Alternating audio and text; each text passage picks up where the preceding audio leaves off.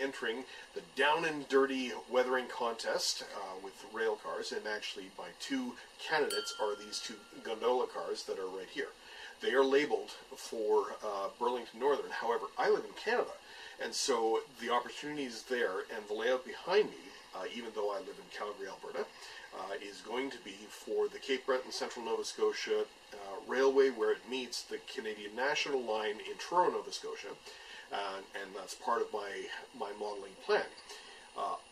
Discovered just a few nights ago that they do have a functional scrapyard there, and I have a need for a couple of really beat up gondolas. Happened to find a couple at the hobby store just a few days ago, and now I have the opportunity to weather them, particularly with the weathering contest. So I'm very much looking forward to having that and sharing that and being part of it. My plan is, when we focus in a little closer on these cars, is to do an extensive repaint. I may use the numbers. Because I'm entering the contest late, I'm a little hamstrung that there are certain decals, and yes, that's how we Canadians say it, that I need to apply. And we're going to be doing some things a little differently as far as that's concerned. I have a fair bit of experience on doing weather cars, both in HO and N-Scale, but my scale is N-Scale. And when we focus in on the cars, there's a couple things. I pulled these two cars out of a bargain bin, and the fortunate thing is they actually come with Microtrain couplers, so that I don't have to redo the trucks. I don't have to redo the couplers. They're in good shape. However, virtually everything else is going to be modified. The underside of these is completely unpainted; it's just simply metal. And of course, the outside, because gondolas, especially ones used for scrap, are very heavily weathered. That is going to be part of the challenge. Now, I've weathered a number of different types of cars as we go in the past, but this is the very first time that I've actually done gondolas. So that's part of the research process as well. I look forward to being part of the Down and Dirty Weathering Contest, and I'm looking forward to sharing some of my techniques. I come at this from a different perspective, because prior to model railroading, even though I did it very much as a child, most of my modeling experience has actually been in fantasy and science fiction modeling, with learning from military modeling as well. So there are some tricks and techniques, and the paints that I use may not be what you're used to. But what I bring, I hope that you learn something from it, and that this will be a fun and entry into this. Now, these are my two candidates for weathering. They are a pair of Burlington Northern gondolas that I will be relettering to a different road number. I haven't quite decided on the road numbers and whether or not they'll remain the same, whether they'll be CDNS, Cape Breton Central Nova Scotia, whether they'll be Canadian National, although Canadian National tends to have them in more tan colors.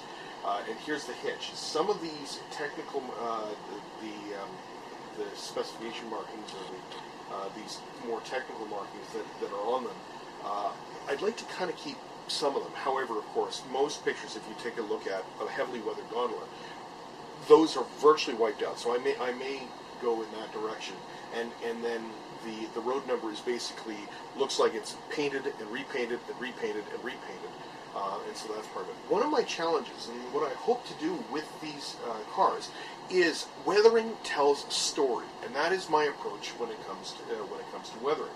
So regardless of how I eventually start, the intention is, as I add the weathering layers, we'll be adding in the story of what they've been carrying. The renumbering, the relettering, that tells a story. Rust tells a story. Graffiti tells a story.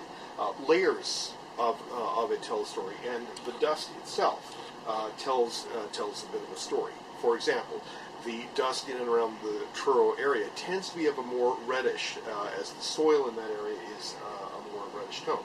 So when I do eventually add dust to these, for example, I'll be leaning more into a reddish brown instead of a standard sort of a grayish brown dust. So that will be part of it. As I mentioned before, the couplers are all already Microtrains, so I don't have to add or modify them. The wheels on one of the sets are brown. Now I'll decide as to whether I'm doing that, but of course if this is good weathering, I will be weathering them, and I will be painting them entirely, so that part will not be a problem. Now, some of the other plans as I get into this, and of course, as with any plan, things will eventually change.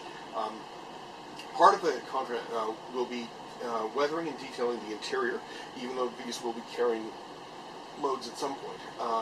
The different ways of handling chipping, and the different techniques I plan on using with this will include the fading with an airbrush.